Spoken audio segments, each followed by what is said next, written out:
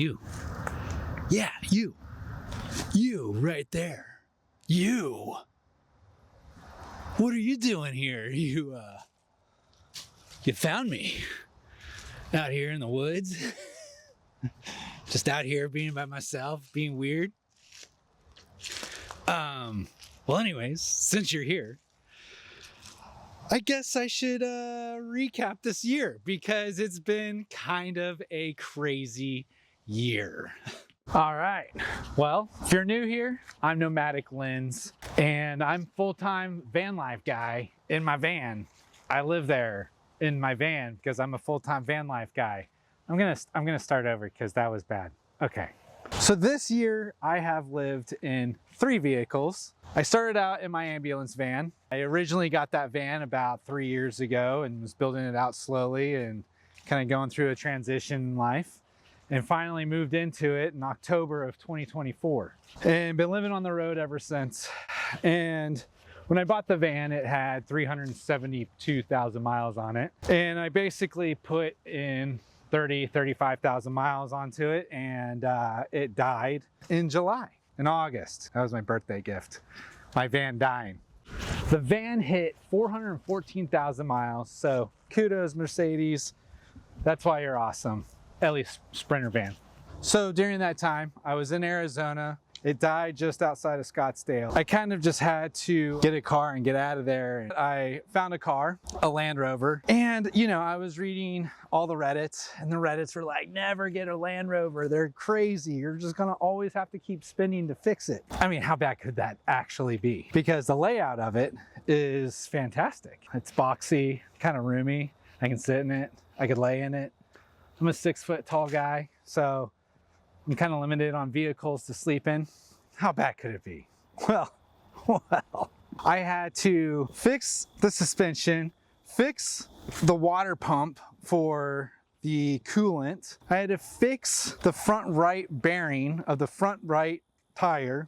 After that, the coolant started leaking again. I just gave up. I gave up after that. So I went to CarMax, dropped it off, got a quote. Says, sure, fine, just take it off my hands. After a month living in my Land Rover nightmare, I finally came back to Oklahoma, looking around for a van forever. Not forever, I guess I was kind of blitzing it, but I was looking at 2 other vans and they were horrible. I mean, it's like rattling and shaking. They were older generations, which is fine, and I was kind of looking for that, but this is the van that I ended up getting. This is a 2023 Sprinter Mercedes, and it has very low mileage on it because this happened to it. Yeah, so I looked up the VIN number and discovered that it kind of rolled over. But I mean, look at it, it looks great now, right? Honestly, so this last month I've driven it for 10,000 miles and it's been great. The only thing that's really been annoying by it is that I missed this piece. This piece just flew right off. So I got to go back to Mercedes and get this little plastic cover piece. That's really annoying, huh? So while I was on the road for a month, I lived here. Very much a cargo van. And this is how I lived. And kind of using these things when I needed to. But this last month was not glamorous in any sense of the word. I lived on a blow-up mattress. I mainly stayed at Love's, Walmart's, hotel parking lots, and I think I stayed in a hotel like 3 nights just because it got too cold. What the temperature was outside was very much the temperature inside. So I'm very excited to stay over at my sister's house for the winter and build this out. 2024 has been kind of a crazy year. I've learned a lot about myself. I've learned more about cars and a Mercedes Sprinter than I thought I would ever learn. I learned how to do things myself. I learned how to ask questions. And I also learned you should probably trust Reddit. Reddit's pretty close at being correct, at least for Land Rovers and LR3s, so trust me on that one. I've also learned how to just kind of sit and be with myself. Some of the best nights have just been at a campfire, watching the stars, watching the moon, and it's kind of amazing watching the cycles of the moon. We get so caught up in city life that it's hard to even see the moon.